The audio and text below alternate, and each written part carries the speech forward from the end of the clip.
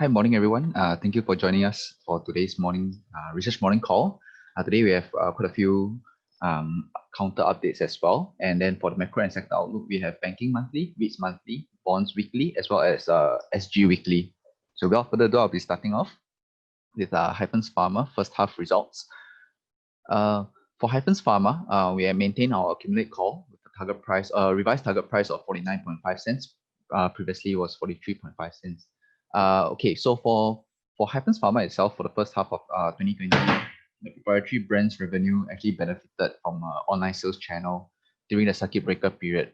So in the first half, it actually grew by 30% year on year. However, in second quarter itself, it also grew by 24% year on year. So it was slightly slower, but it was still quite a commendable result. So it benefited from their shift to online sales at the end of 2019. And secondly, the underlying revenue growth intact is still intact despite a slower second quarter. So you see that other segments, the specialty pharma grew by 7% year on year in the first half, and the medical hypermart grew by 8% year on year in the first half. We noted that this was partially because of a better first quarter, and in the second quarter it was slower because sales activities could not proceed due to the circuit breaker measures. However, we believe that moving forward as we exit the circuit breaker, this will start to turn up again.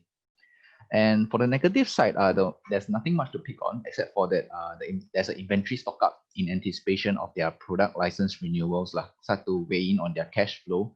What we see that this is typical for Hyphens Pharma because for their operations in Vietnam, typically the product license renewals take about 6 months to 1 year, and usually in anticipation of these renewals, they need to stock up first so that if there's any delay to the license renewals in Vietnam, it will not cut off supply to the market.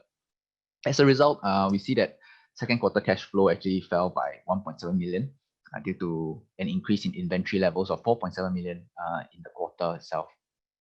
And so for the outlook, we see that actually it has been pretty happening for Hyphens Pharma over the past 1-2 months.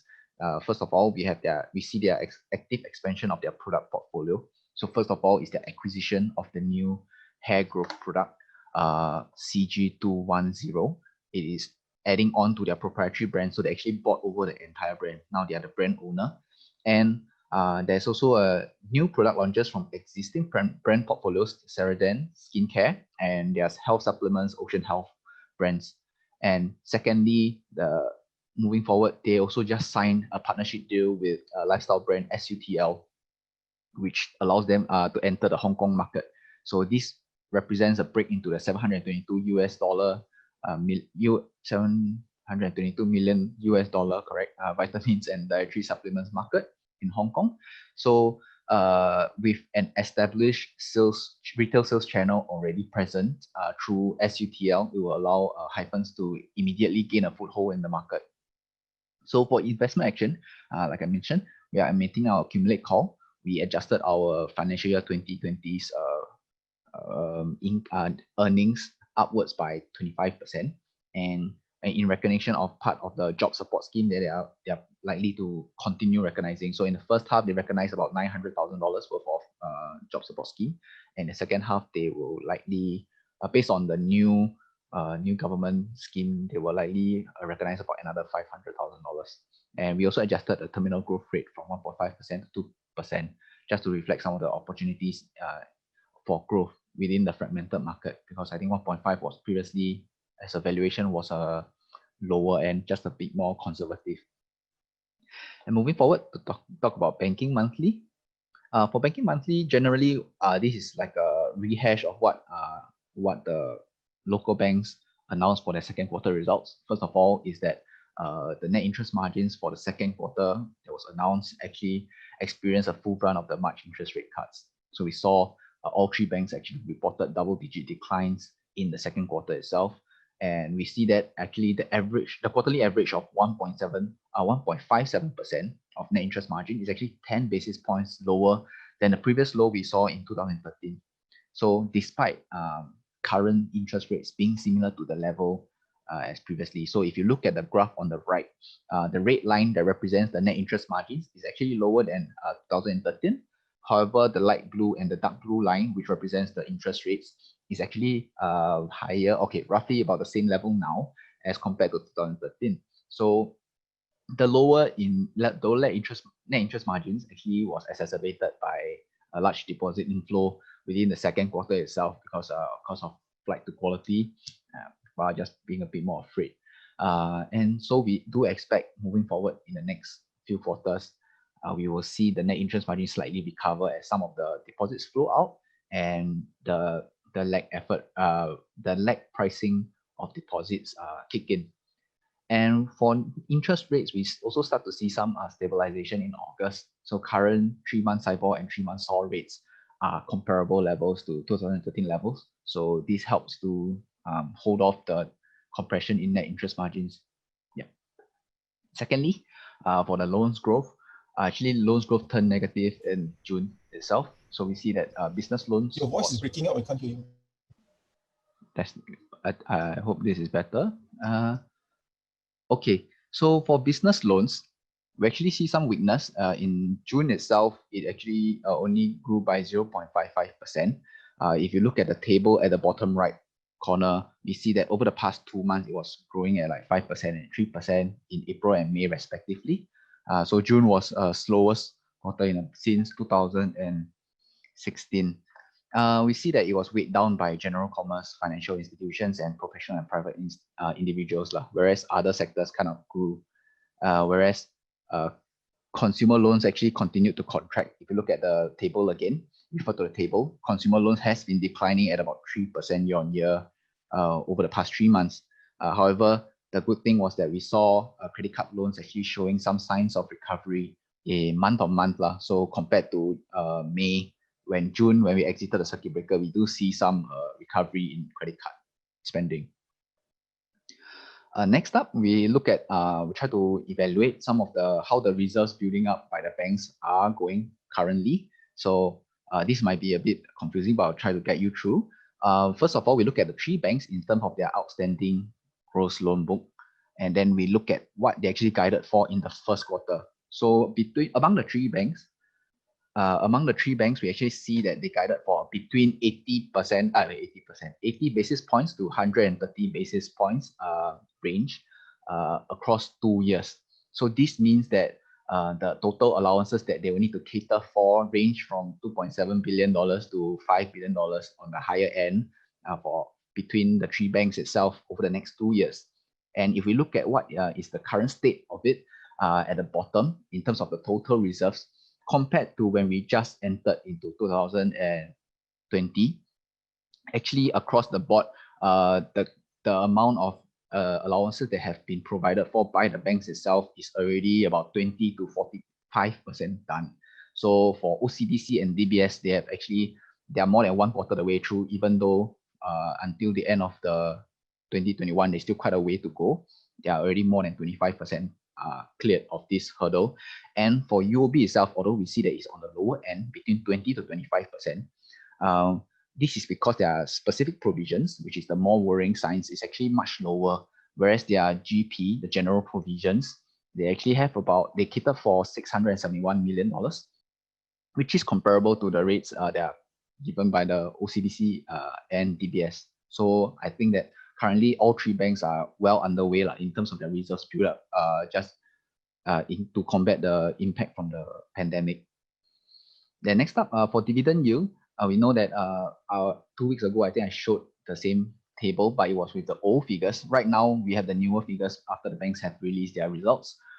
What we do see is that because of the new cap in dividends, compared to what we initially expected for the FY20 dividend, it is much lower because the cap was actually done on the financial year 2019 dividends. So what happens now is that based on the new guidelines, we see that actually the impact to CET1 ratio, the savings that the banks will actually have, is actually only between 0.2% to 0.4% of the CET1 ratio. And actually, even without putting a cap on the dividends itself, we see that all 3 banks would have maintained between 12.7% to 13.3% CET1 ratio, which is still well above what they are comfortable with operating within. However, with these savings that they get, they can actually help to support the economy more lah. So it's actually just to support the government lah, in a sense. And in terms of when we look at SGX side of things, we'll see that derivatives have improved in July, while SDAV actually maintained a double-digit growth year on year. So both SDAV and DAV show SDAV securities actually grew 15% year on year, while the derivative side was up 27% year on year. So this is a good start to their new financial year, because their financial year is from July to June next year.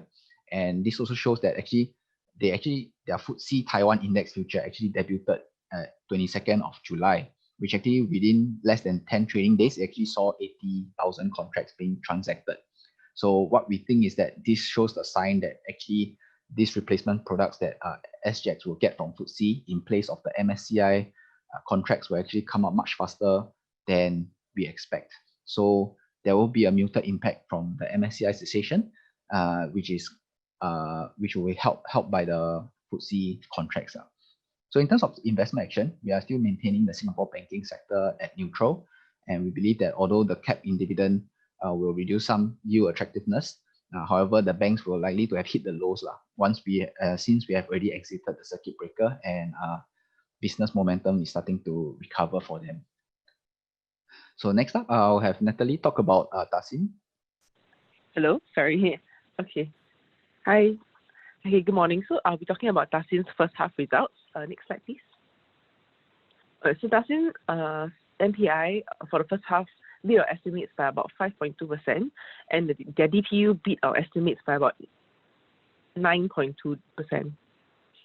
So this was due to higher NPI margin for the first half, as well as higher rental income post AEI of Xiaolan and Metro Mall. So on the positive side, you can see in the graph on the right that the turnover rent, which is a proxy for tenant sales, has been increasing steadily over the past few months, and is now currently about 9.6% below the average of the fourth quarter average. So pretty much almost hitting the pre-COVID levels. The second positive here is the portfolio occupancy. It inched up by about 0.2 percentage points quarter on quarter to 97%. Of course, this is down by about 1.8% if you compare against the December 2019 figures. So overall, what led to this slightly higher occupancy in the second quarter was the take-up of space after the completion of the AEI at Ocean Metro Mall. So after the completion of the AEI, Ocean's occupancy actually increased by about 2.5%. So the other positive is the MPI margin, which improved to 81.6% from 80.7% last year. So this was largely due to lower operating expenses from lower electricity charges and property taxes, as well as the property tax rebate from the government. So total Dasin provided about $8 million worth of out-of-pocket rental rebates for tenants, which translates to roughly about 1 month of rental waivers. So with the tenant sales recovering to close to pre-COVID levels, the management does not foresee having to give any additional rental rebates. So next slide, please. The negatives for Dasin. So of course, portfolio valuation fell. In renminbi terms, it fell by about 4.6%. And this was due to the valuers incorporating a lower expected rental growth rate, a higher discount rate, and terminal rate assumptions. So in Singapore dollar terms, because of the strengthening of the renminbi against the Singapore dollar, the valuations fell by only about 2.5%. On our last negative, we note that about 13.8% of leases by GRI are expiring in FY20 and have yet to be renewed. So this 13.8% by GRI actually translates to about 3.5% by NLA. So nonetheless, this is a relatively high number, and considering that there's only a few more months for the year. However, we think that due to the steady recovery in tenant sales is encouraging, and it may return confidence to tenants who were previously delaying renewal decisions. So meaning to say that now the outlook, given the recovery, might be a bit more positive in terms of rental renewals. So for the outlook wise, okay, so the first point here is Dasin is positioned to benefit from the transformation of the Greater Bay Area.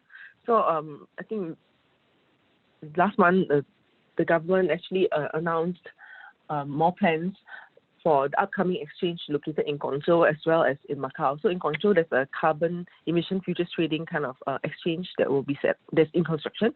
And in Macau is a Nasdaq-like market that will help startups. So all in, right, because of these measures to actually make this Greater Bay Area a financial hub, the catchment area is projected to grow by about 43% over the next 15 years. So this will definitely, as the live-in population increases, this will benefit the malls, Dasin's malls, which are all located within the Greater Bay Area. Yep. Okay, so that's all for Dasin. We maintain a buy with the unchanged target price of 91 cents. Next. We'll talk about city development, CDL. This is also their one-half results. Next, please.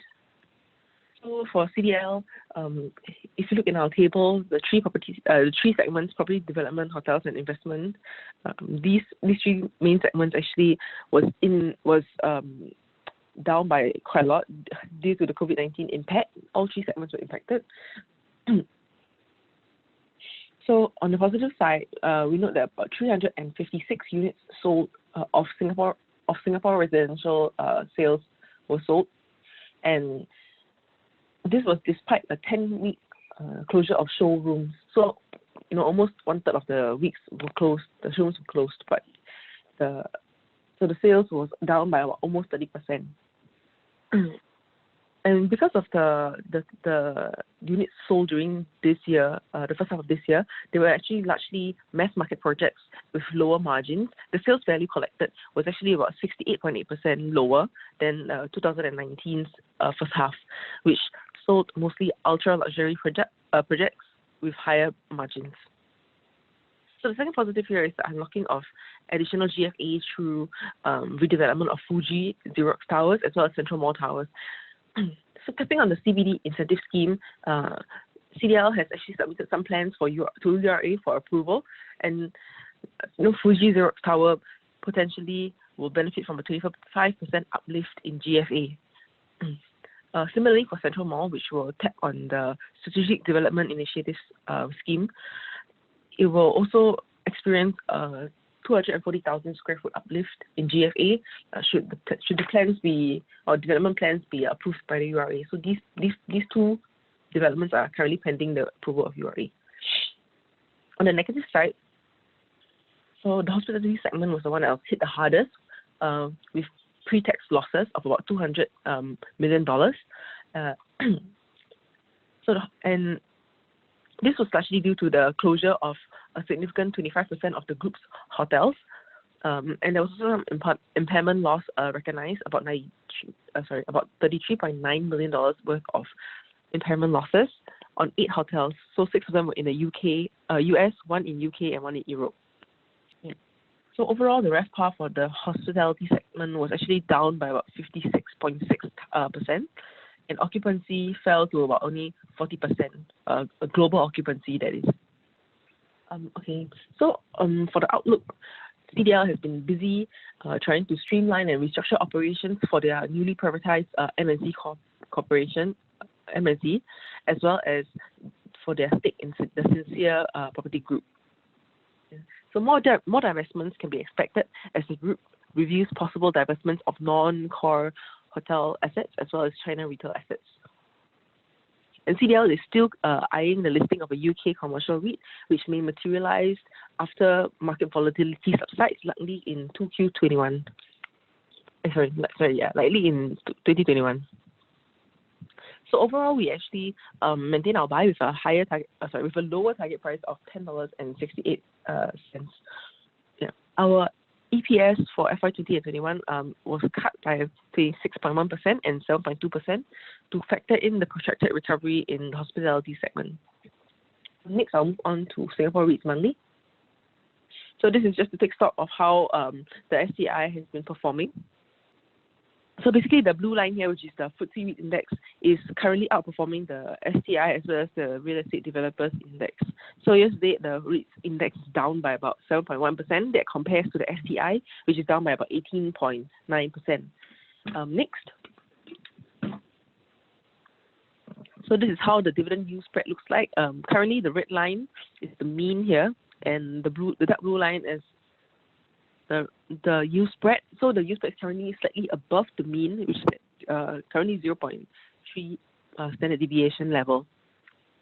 So this is more attractive, of course, compared to in 2019, where the dividend yield spread was close to the -1 to the -1.5 standard deviation level.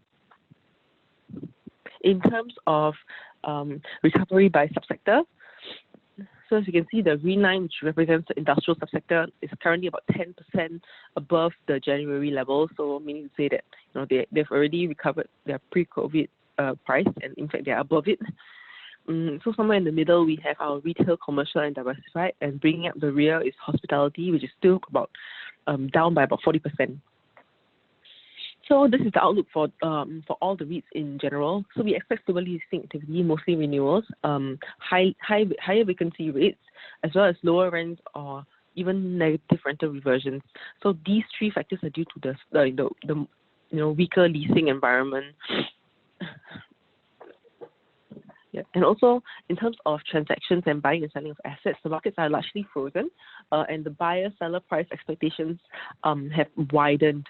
So that is because the buyers are unwilling to buy anything that is not discounted, and the sellers are not willing to offer such discounts on their assets. So hence, there have been few transactions that are taking place, and the markets are essentially frozen. So of course, there will be some structural shifts in future demand due to the behavioral changes, such as some firms choosing to adopt telecommuting or even more e-commerce. So these will result in structural shifts in demand for the real estate sector. So of course, in terms of mitigants, of course, tenants are locked in by existing leases, so they cannot simply terminate their leases. There's also relatively low supply coming online across the subsectors. Construction slippages will also provide near-term support, and we believe that the supply will adjust to help the real estate sector achieve some equilibrium, a healthy equilibrium. And this could also be done by lower government land sales, as well as some developers choosing to take reposition their assets and take advantage of the schemes that are offered by the master plan. Next. So jumping right into subsectors, this is the office subsector. So as you can see, the graph on the left shows you the rental index, and as well as the occupancy. All of them are pointing downwards. Central and fringe rents are pointing downwards, as well as there's been a slight decline, about 1.1 percentage points quarter on quarter, decline in occupancy. In terms of price index, the darker line, which is the central rents, central office prices, has moved sharply downwards, down by about 4.3%, and this compares to the fringe office prices, which was actually up by 5.1%. In terms of supply and demand, so the supply coming onto the market over the next 5 years is about 0.9 million square feet. This compares favorably when we look at the historical 5-year kind of supply during the GFC, which is about 1.2 million square feet. So it's first of all lower. Additionally, this 0.9 million square feet over the next 5 years, it doesn't take into consideration the supply that will be taken offline due to repositions, etc., which as I mentioned, they have not really been approved yet, but there are plans going for these assets to be taken offline. So these assets are the AXA Tower, which is owned by Perennial as well as Alibaba, and CDL owns Fuji Xerox Towers as well as Central Mall. The graph on the left actually shows you the shifting of supply due to the construction slippages. So the red line is the new total supply coming on over the next 5 years, and as you can see, since the figure that was announced at the end of 2019 for 2020, it was much higher compared to the red line, which is the updated number. So the office sector continues to be relatively resilient, and that is in part due to the resilience of office using tenants. as mentioned, there's muted supply coming online, and as the telecommuting experiment wears on and the novelty of remote working wears off, the value added by offices becomes clearer and is synonymous with mentoring, collaboration, innovation, as well as corporate culture. So we also think that flex space will play a more prominent role as an intermediate solution as businesses reevaluate their leasing strategies. So of course, we do expect that the densification trend will pause, so lower desk densities might actually help to provide some support for demand. And on the negative side, as usual, right sizing has been an ongoing trend for a lot of office users, so that might continue in favor of perhaps occupiers actually adopting flexible work arrangements. And also, during this trying period, tenants might actually decide to average down the cost of occupancy by taking up some fringe asset space. So the retail sector was largely lifted by the phase 2 of reopening. The graph on the left shows the rental index, which was also down. Interestingly, for central rents, the rental index didn't really dip this for the second quarter. In fact, it was mildly up by about 0.1 percentage points. Occupancy also down, not surprising here, by about 1.6 percentage points. In terms of the retail index, central as well as fringe asset prices were down, but more interestingly, the fringe assets were down by about negative 4.3%. We expected the central rents to be the one that actually showed more deviation of, more downward trajectory. So there's actually very little amount of supply coming onto the market for the retail segment. Most of this supply, it comes as part of integrated projects, your mixed developments, mixed-use developments. So these are not really competitors with your standalone malls. They are more like indirect competitors. So in that sense, this low supply that's coming onto the market for the retail segment will help provide some support for the rents. So this is the retail sales index, excluding motor vehicle sales. So as you know, phase 2 happened in, it started from the 19th of June onwards. And since then, F&B operators were able to take dine-in customers, and as well as all the non-essential trades were allowed to open. You can see that there's a sharp V-shaped recovery in the RSI index. So currently it's about negative 23% year on year. So the capacity constraints are starting to take a toll. I think there was one more that one REIT that actually mentioned that this capacity constraints are starting to take a toll. That was Fraser Centrepoint Trust. However, we think that this capacity constraint was offset by a more balanced customer flow throughout the day, especially when you look at your F&B dining, where usually there'll be a very long waiting line or it's packed. So then customers will start to extend their eating hours, maybe even before the lunchtime or after the lunchtime. So it's basically a more even flow of customers throughout the day. So for this segment, flexible leasing strategies as well as higher risk sharing is expected to cope with the softer leasing demand and to entice more take-up of space, especially from new to market brands. And digitalization to future-proof the operations via their membership and as well as e-commerce platforms will help to build customer and tenant stickiness. So for hospitality sector, so the visitor arrivals have basically evaporated. It was a higher number of visitors visited our shores, 2,170. This compares to the 880 in May. However, it's still about 100% down year on year. The fast stage arrangements for essential travels, there are some that are in place already, and there are more that are being negotiated that will help to bring some visitors to our shores. Also, just 2 days ago, the government gave the green light for general travel to Brunei as well as New Zealand from the 1st of September onwards. And hotels can open for staycation booking from the 3rd of July onwards. Additionally, in the most recent supplemental budget announcement, the government announced some $320 million worth of Singapore Rediscover vouchers to boost domestic tourism. So we think that some of this money might actually go towards helping subsidize vacation packages and to help achieve the sweet spot to entice locals to go on vacation. Yeah. Additionally, we think that the staycation demand will mostly benefit the luxury and upscale hotels as well as the resort-style hotels. The recovery for the hospitality sector largely hinges on the vaccination timeline. And even after the international travel bans are lifted, visitors may still stay away due to fear and caution. So our last subsector is the industrial subsector. The graph on the left actually shows the industry rental index as well as the occupancy. The rental index dipped slightly, very slightly, by about 0.7%, while the occupancy actually increased by about 0.2 percentage points. So next slide, please.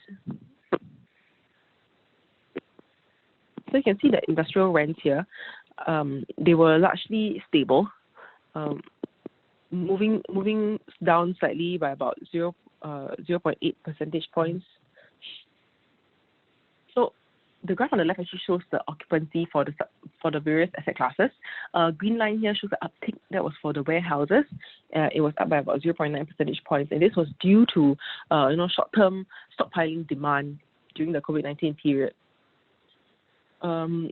The business parks occupancy actually took a hit, about 0.8 percentage points lower. But because the business parks actually account for a very small percentage of space within the whole industrial segment, so this didn't really wipe out the positive occupancy change from the warehouses as well as the factories. So this is the supply for the industrial sector. The left graph shows the increase over the years, about 3% over the next 3 years. However, if you look at this 3% figure, the breakdown on the right shows you that most of this supply, about 70% of it, at least for the next 3 years, is coming from flatter factory segment. And these flatter factories are actually mostly like built to suit, and they have like high levels of pre-commitment. So overall, the industrial segment remained relatively resilient, and this is because part of their asset classes, the light industrial, high-spec factories, warehouses, and data centers, these were deemed essential services. So most of the tenants were actually allowed to operate during the lockdown, and hence they actually faced less disruption, business disruptions, and they were able to continue paying their rents, etc., and didn't ask for a lot of rental waivers.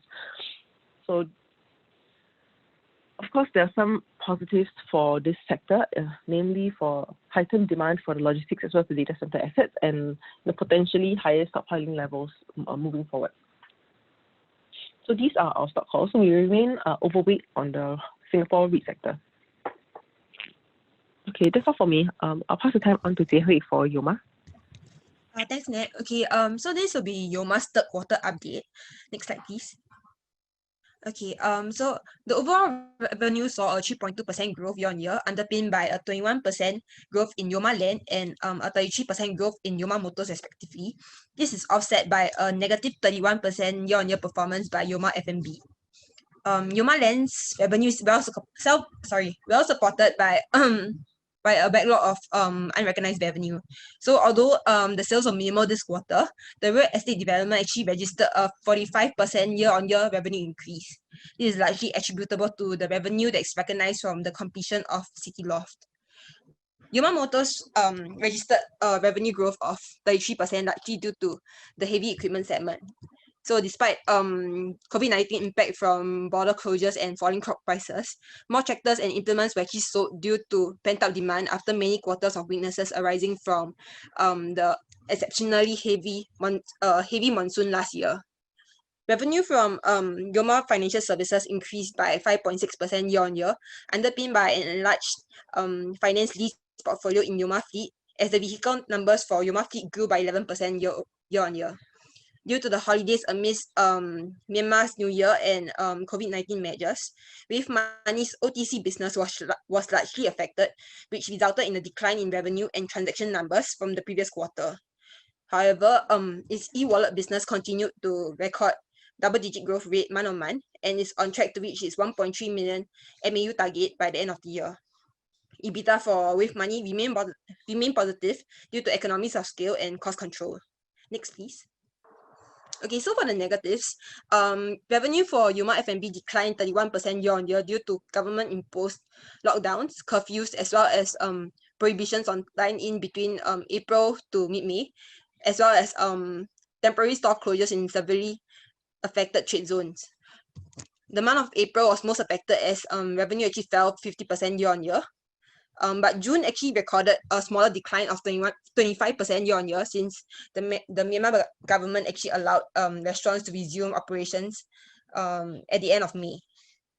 In terms of outlook, pre-COVID, CDL has been recording a healthy booking rate at more than 50 units per month. Amidst COVID, the booking rate has slowed significantly from April to May. But as the economy starts to reopen at the end of May, the buying interest actually noted a recovery. Booking rate was near half of pre-COVID levels by July. According to World Bank, the agricultural sector has been resilient as well. It's expected to grow by about 1% for the year. Meanwhile, the Myanmar government and NGOs are also supporting the agricultural industry by providing lower interest rate loans for buying inputs, as well as giving greater flexibility on loan repayments. These initiatives will spur demand for tractors, which is beneficial for Yoma Motors. During this period, With Money will continue to work with various organizations like the Agricultural Development and the Social Security Board to disperse medical and COVID quarantine relief, as well as loans for farmers. So with that, we are actually expecting the growth of the e-wallet business to be fast-tracked by these schemes to make up for fewer transactions in the OTC business. Yoma F&B witnessed improved performance month-on-month as businesses started to recover in the coming quarter. Sales for July was nearing pre-COVID levels, with the same store sales growth recorded in certain days. Yoma's target of opening 2 to 3 KFCs by the end of 2020 still remains unchanged. So lastly, we maintain a buy with an unchanged target price of 46 cents. That's all from me. I'll pass my time on to Timothy. Thanks, Jeffrey. Just a short snapshot of the bond market at the moment. We see investment grade bonds spreads. We see that they're no longer really in the cheap zone anymore. So they dropped below the 10-year average spreads for the investment grade bonds. So they're not in cheap territory. But for the high yield bonds, it's still in the cheap zone. So still trading above the 10 years average spread. So as for the total returns index for the Singapore corporate bonds market, we see that it's still ticking upwards if you add in the coupon receipts and all these kind of things. But looking at the price wise, on the right hand side, bottom right for the Nikko AM investment grade bond ETF, this just sees the price returns for corporate bonds in Singapore. We see that the prices is already past pre-pandemic levels, but it's been quite flat for the last week because the valuations is a bit on the fair value side of things already. So last week we saw Olam International issue a new bond, 5.5 years, 4% coupon bond. We see that there's still healthy demand for Temasek linked bonds. So Olam is owned 57% owned by Temasek. So the issue size for the bond was 400 million, but the order books, the demand wise, was over 900 million. So still seeing quite high liquidities in the market for fixed income and also for Temasek linked names. So this week, the key event for bonds will be the Kansas Fed Annual Policy Symposium, Thursday to Friday, 27 and 28 August. That's where the Fed Chairman Jerome Powell will be talking about the US central bank policies moving forward, and it will affect interest rates, which is generally affecting the whole market at the moment, including the stock market. So next, please.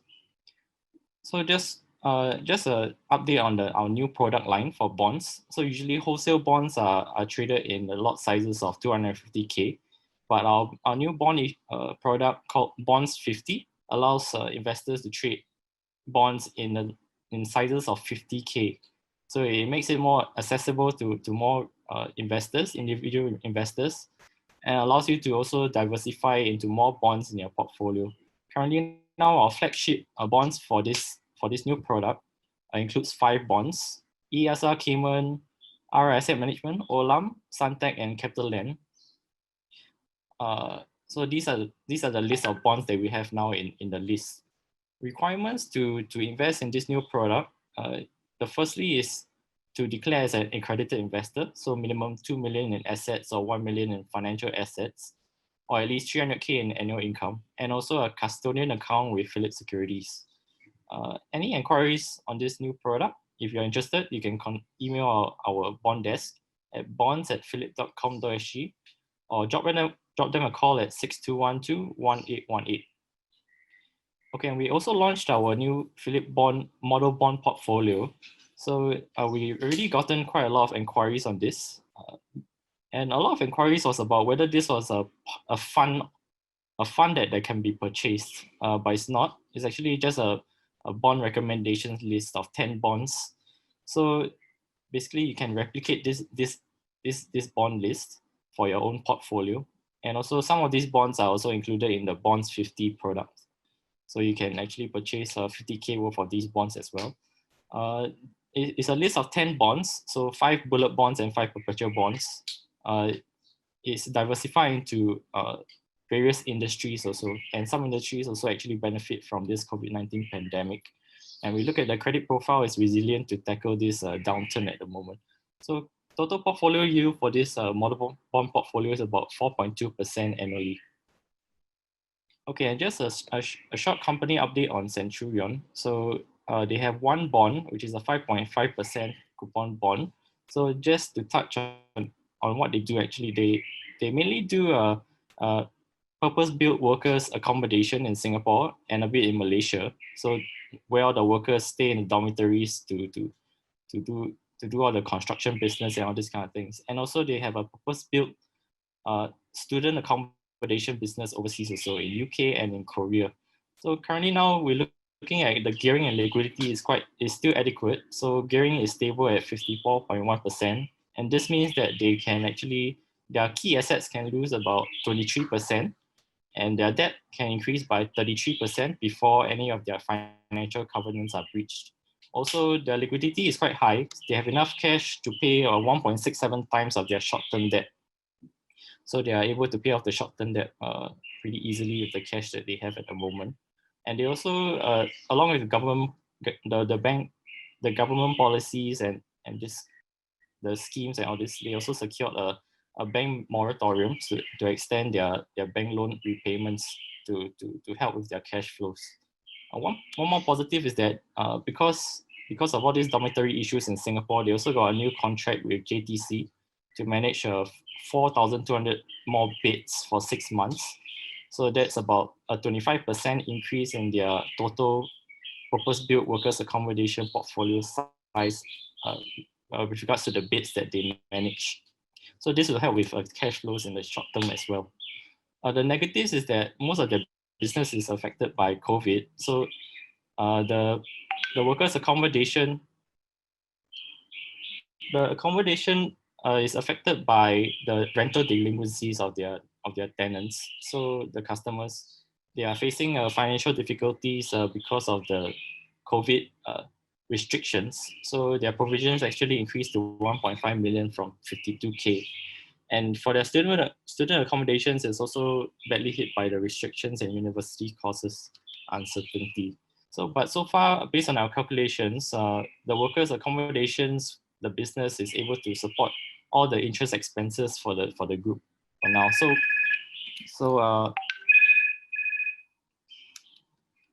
for the outlook-wise, the workers' accommodation will support the student accommodation for now. And we think we are neutral on the bond for Centurion, but it's an interesting play short term.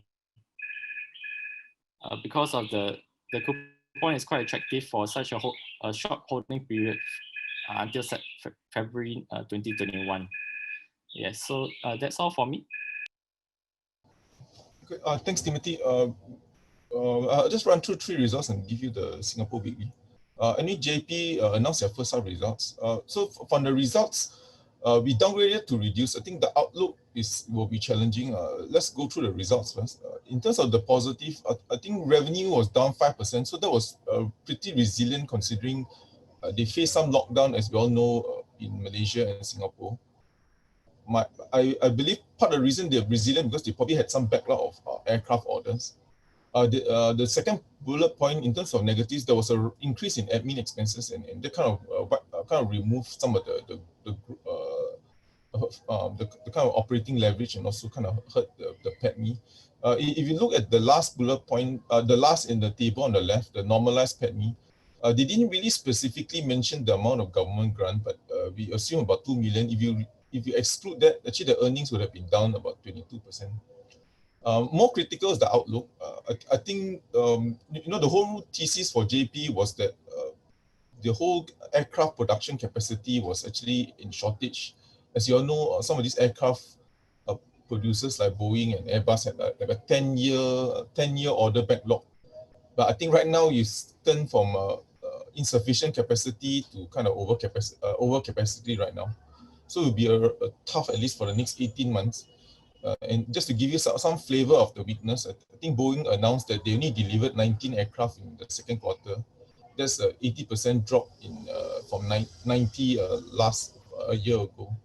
But some of the initiatives JP will be taking to kind of offset this weakness in aircraft orders is that they can tap, because they can tap on, as you know, UMS is the major shareholder. So they can tap on UMS for some excess capacity for their semiconductor orders. Secondly, they are going to shift even more capacity into Malaysia because Singapore is just too expensive. And also they will just pursue more semiconductor equipment orders and also printing orders at projects or programs. This is as more production capacity is shifting out from China. Anyway, we downgrade to reduce our target price. We're earning so suppressed, we're just going to use the book value as our target price until they go past through this tough period. Thai Beverage announced their third quarter. It's just a business update. There was no briefing, but we'll just give you some. This is whatever they shared is on the table on the left. So it was a tough quarter for them, as you know, because there was as you can see from the speed on the table on the left, there was a temporary ban early April to early May in Thailand. So you basically lost 1 month of sales, roughly. So let's go to the positive first. I think the positive was despite the decline in revenue by 15%, the EBITDA margin actually expanded, as you can see from the table on the left, 17.7% as a group. I think what has happened is the management just really cut a lot of operating expenses, I think mainly at the marketing and promotion expense. The negative is the beer. As you can see on the table on the left again, the beer, the revenue was down 20%. And that's because the beer volume contracted 20%. I think they're still feeling the effects of the tighter regulations on drink driving in Vietnam. That probably won't go away for the next few quarters. But do bear in mind that in terms of profitability, you can't see here because they didn't disclose PATMI, but spirits business in Thailand, where I know they have 90% share, is although from here is 5.8 billion in terms of EBITDA on the table on the left, but they actually, in terms of PATMI or profit after tax, spirits is or rum, basically rum or kind of your so-called pseudo whiskey made from sugarcane. But anyway, basically the rum business is the one that contributes 90% of all the profits. So we were quite at least positively surprised that at least the EBITDA kind of held, only down 3%, despite losing 1 month of sales. In terms of outlook, it will get better. I think even in the announcement, they mentioned that May and June is better. So we maintain a buy and we kept our target price unchanged. Move on to the next slide. Singtel announced their first quarter 21 up. Again, also a business update. There was no briefing. Next slide. Okay, in terms of the for Singtel, I think let's go to the bullet point first. In terms of the positive, the Optus Mobile was relatively resilient. The revenue only declined 5% despite in the peak of the pandemic. Okay, so the negatives, I think the biggest problem, I think we've highlighted before, even the issues even for StarHub, but I think Singtel has another issue also. But anyway, the negatives, for Singtel, you can see the Singapore mobile ARPU basically selling price. I know what they charge all of us if you're a subscriber of us. So their ARPU was down almost 30%, which is huge. It's a huge number. I mean, to have your selling price drop 30%, especially when you're running this business where there's a lot of fixed costs. So as a result, the revenue was down 22%, and it's down to $23. Back to the negatives, 23, which is the record low. So 30% down in selling price. Then the other negative was the NBN pin for Optus. So if you look at the group EBIT, the red box at the bottom, you can see that actually Australia EBIT actually dropped 90%. It's almost 80%, almost disappeared. Because what is happening is that, like we mentioned before, they're rolling out I think we have our own NetLink NBN, right? So all those customers that used to be using Optus or Singtel's network is now switching into a government government fiber network. So as a result, now they are faced with extra costs, and which is they have to run two networks, and they have to still run the own network while losing customers. But you can see at the bottom, they exclude MBM, the last bullet point, because they're getting compensation for the government, from the Australian government. But even with the compensation, the group earnings is still down 60%.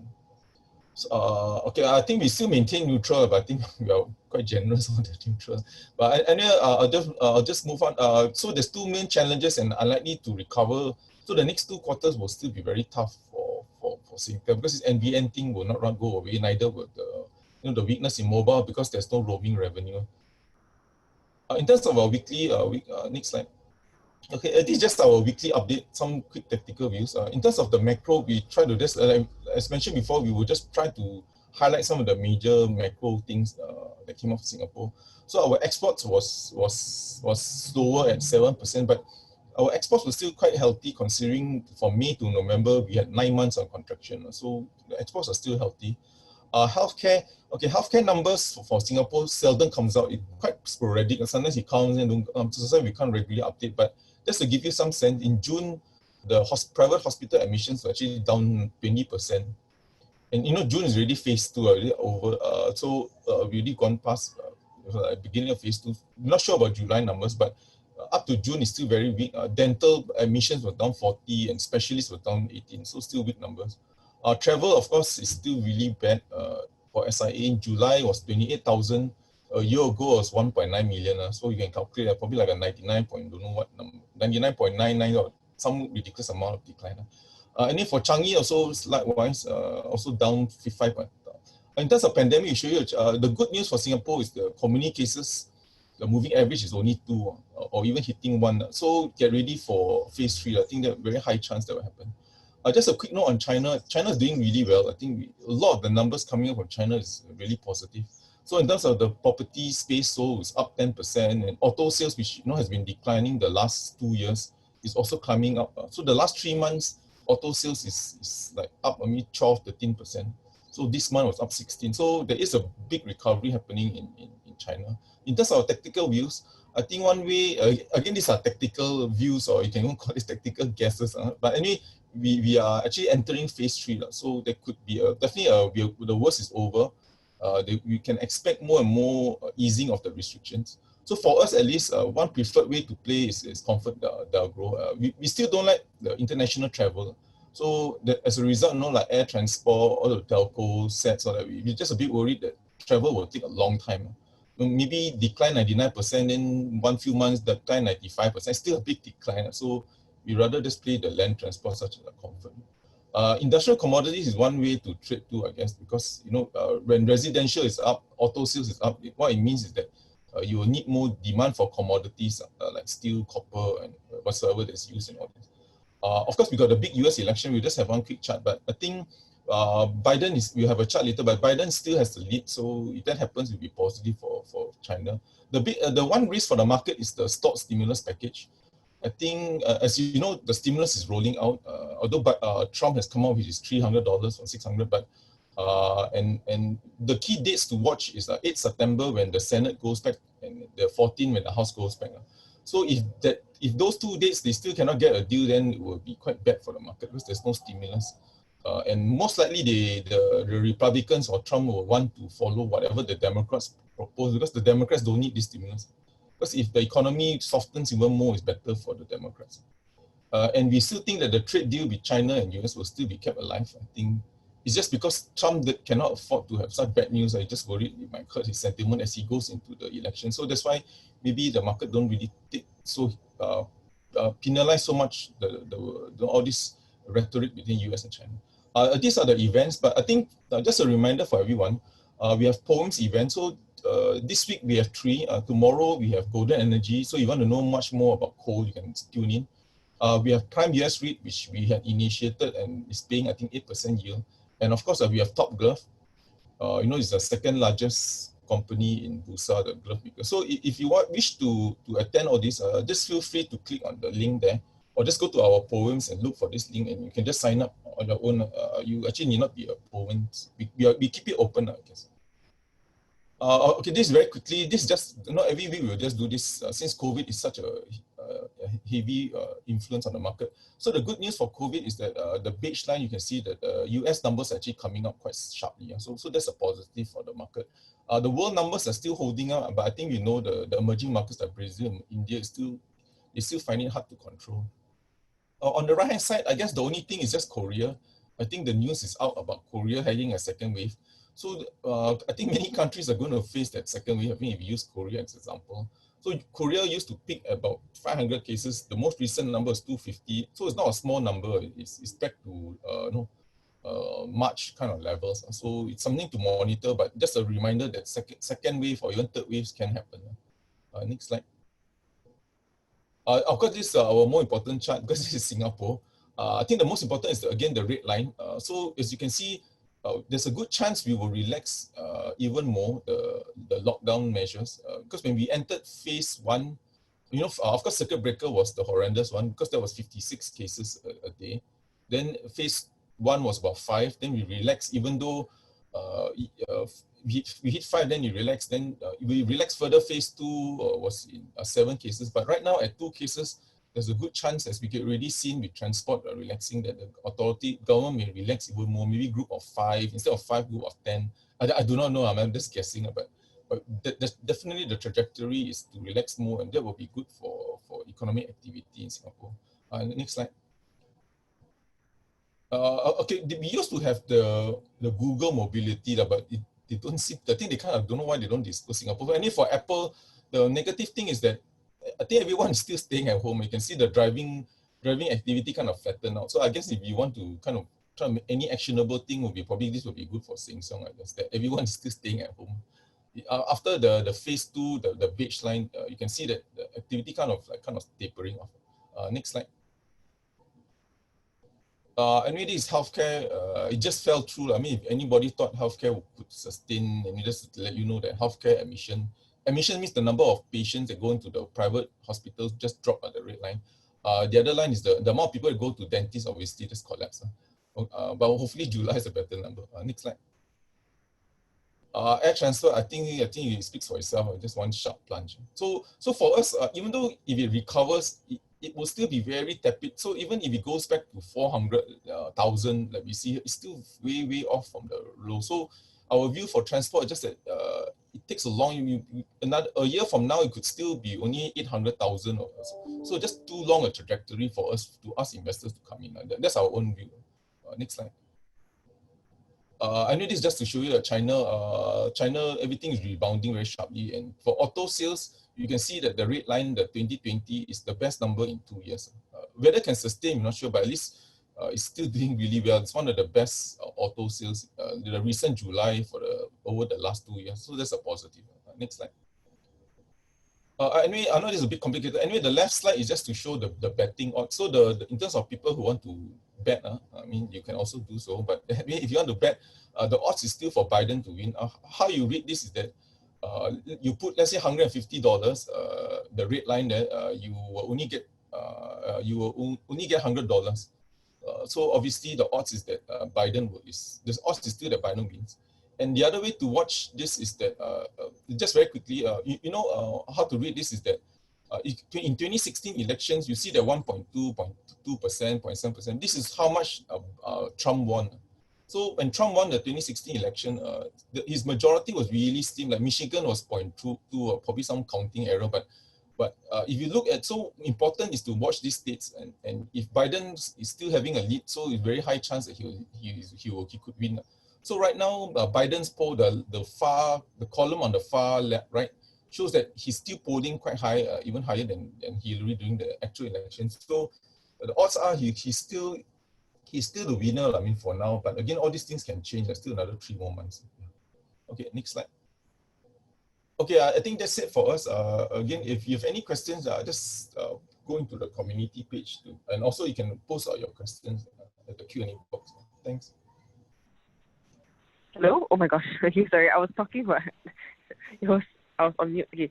Sorry, I mentioned that I actually already answered 2 questions. One of them was for a question regarding to FCT on why 3Q updates were provided without declaring a dividend. This is because on the 13th of May 2020, FCT announced that they will be changing to half-yearly reporting and will be making half-yearly distributions. Additionally, there was another question about the meaning of turnover rent. So turnover refers to sales receipts. So turnover rent means the variable portion of rent that is based or contingent upon sales receipts. So of course, there are different kinds of lease structures that retail landlords could offer to their tenants. They are fixed rent with turnover rent, that means a hybrid.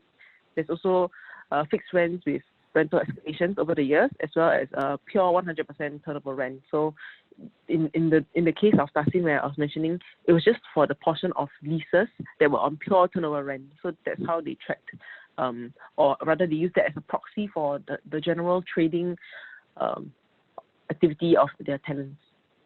So there's another question from me with regard to CDL Hospitality Trust. Unfortunately, we do not really cover that. So I think brief comments I can make for them is that CDL did benefit from quite a bit of the government contracts yeah, in Singapore as well as in New Zealand. Yeah. They also had some fixed leases that actually help to protect them against the variation in international travel. Yeah. So basically, I can't really comment much on CDLHT. I have another question here with asking is city developments a better choice than CapitaLand? So I would say that I like them both. They are very different. So CDL is very residential heavy. They're very development heavy in terms of like Singapore market as well as the overseas markets.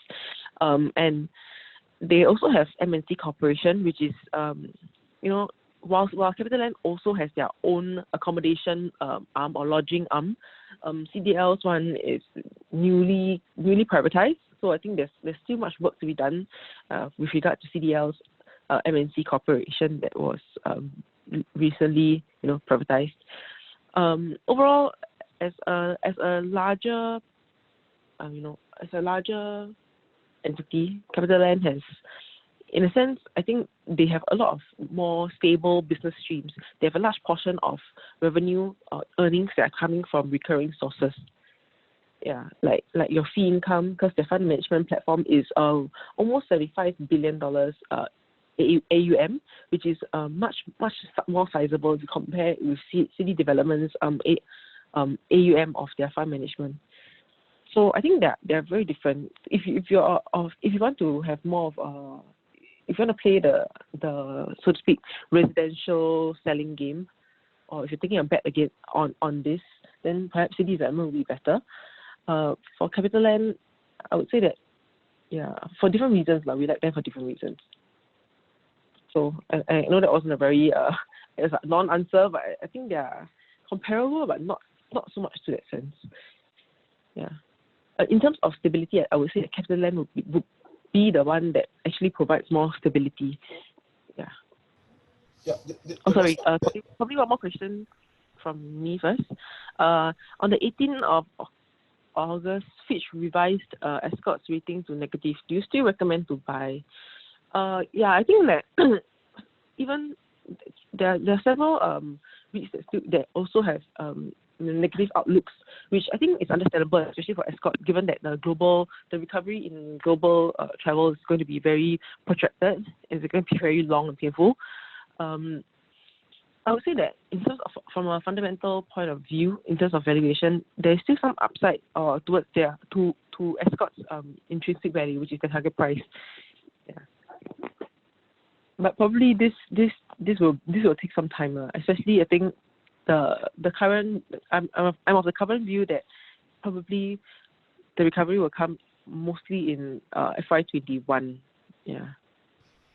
Yeah, there was a question I saw on Centurion. Obviously, we don't cover the stock, only the bond activity. But because we were in the conference call, we just share just two points which we thought was pertinent. Firstly, the companies in a loan moratorium. They asked for a loan moratorium for 1 year. So basically, all the loan covenants are kind of deferred. You make up your own conclusion on that.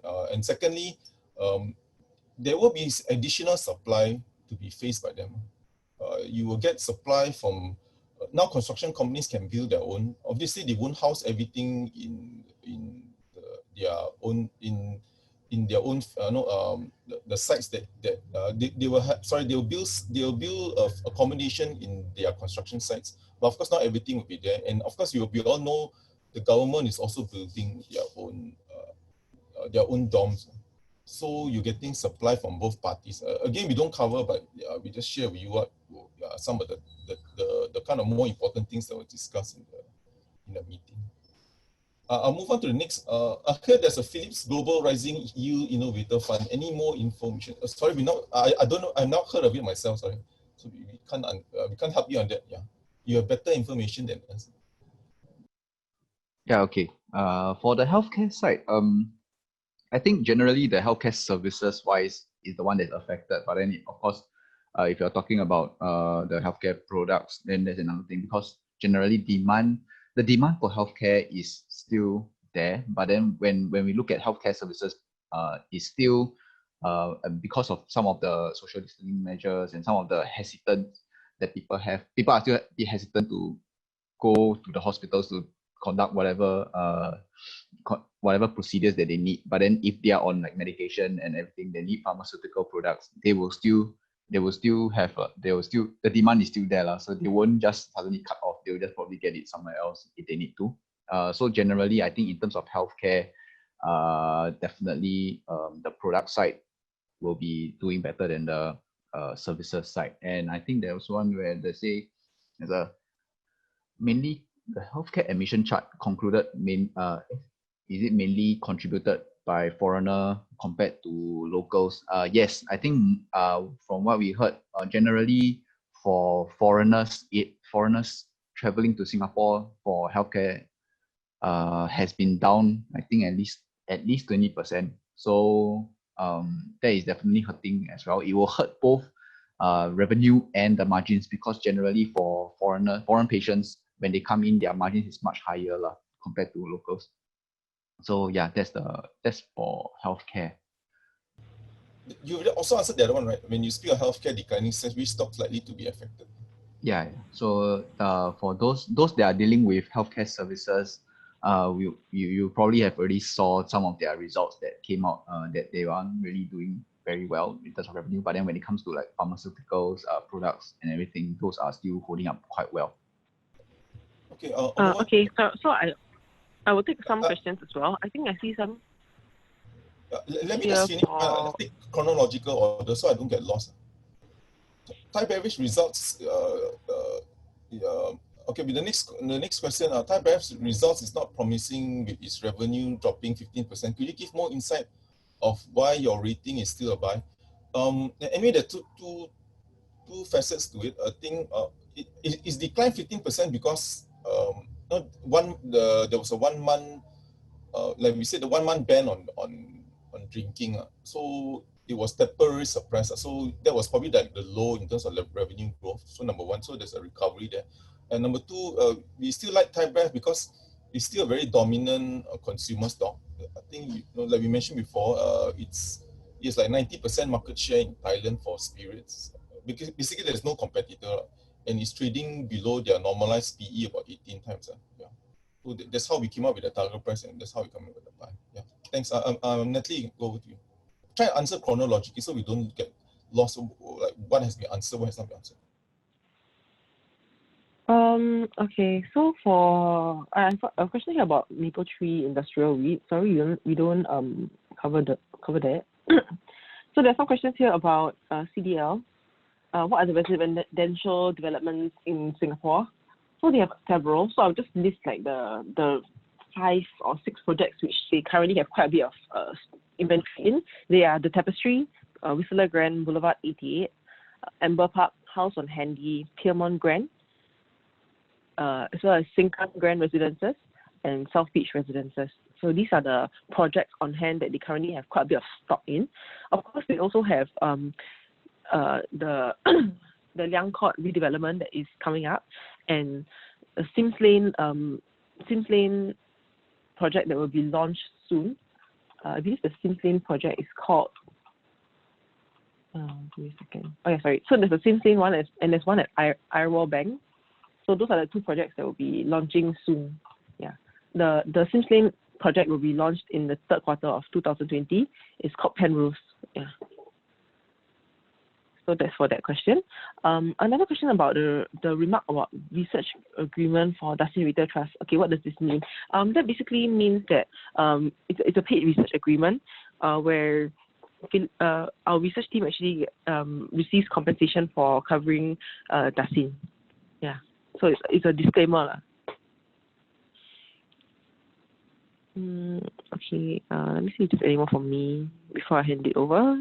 Okay, with travel not expected to recover for a long time, could you comment on why Ascott is still a buy?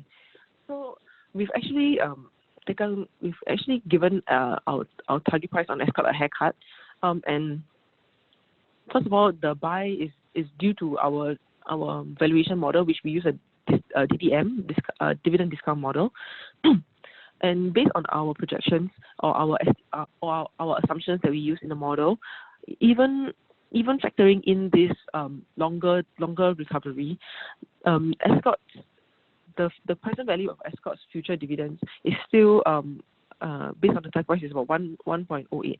So I mean, to say it's still above the market price right now, and that's the reason why it's still a buy. We have of course factored in a more cautious and modest kind of, even the recovery, we don't expect it to go back immediately next year to pre-COVID levels. We do take a more cautious approach in terms of our valuation, but even so, it is still, based on a fundamental point of view, it is still a buy.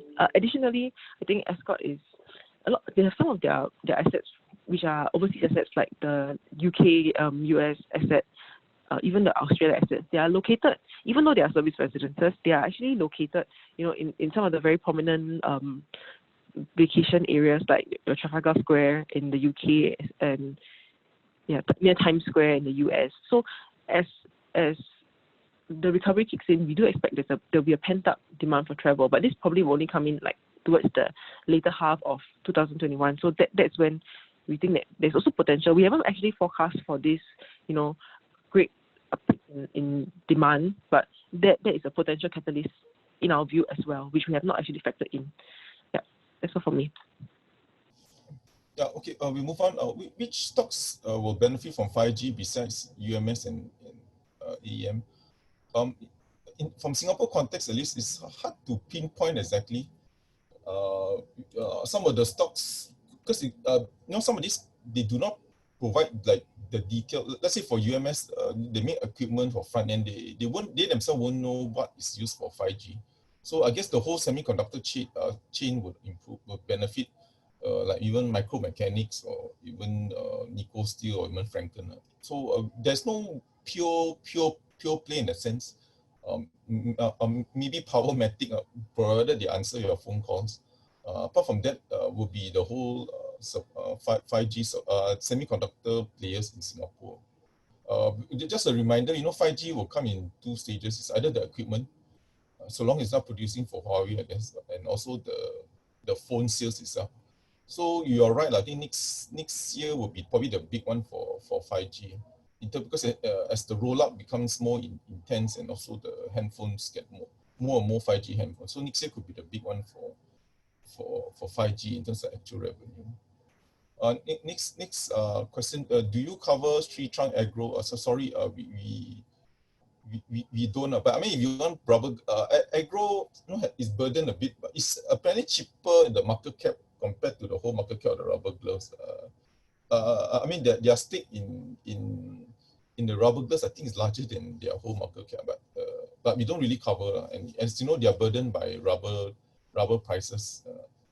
Because they also have plantations, rubber processing, sorry, and also some rubber tree plantations.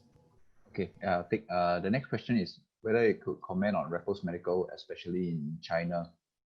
Okay, so for Raffles Medical in China itself, because the operations in China is mainly targeted on the richer segment and also on the expats that are living in China. So generally, it has been hit during the COVID-19 period. So business was slower, but they didn't really provide a lot of details on how much.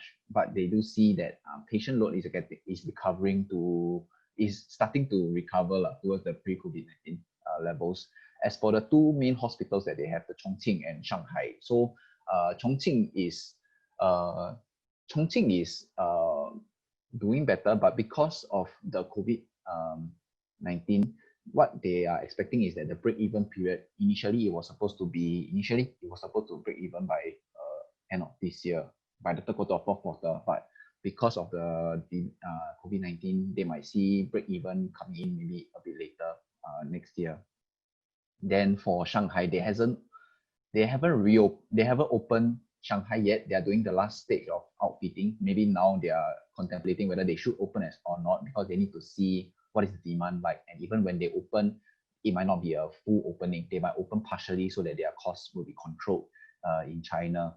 So right now, for Shanghai, because of the delay in opening, it also takes a while for them to break even. So for Raffles Medical wise, yeah, like I said, the whole medical services, especially when you are not, you're doing more of the non-essential services, then the treatments, then it might get delayed for a while. Yeah. Now move on to the next question. UMS major customer is Applied Materials. For those who don't know, this is a really basic one, but for UMS, their main is Applied Materials, and the main product